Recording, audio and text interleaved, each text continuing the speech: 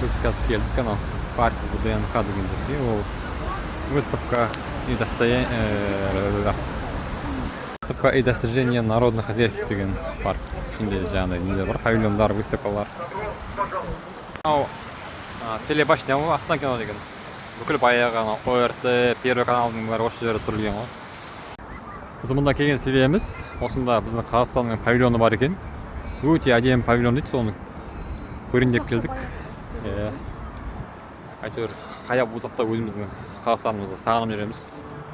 Және Қазақстанның мұндағы ең әдемі павильонның бірі екен осы ВДНХ-дағы, Москвадағы. Біздің павильон сыртының өзі әдемі ғой, шіркін.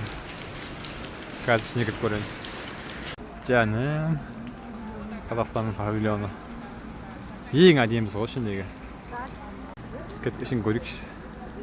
Біздің атамыз тұр. Жамбыл атамыз.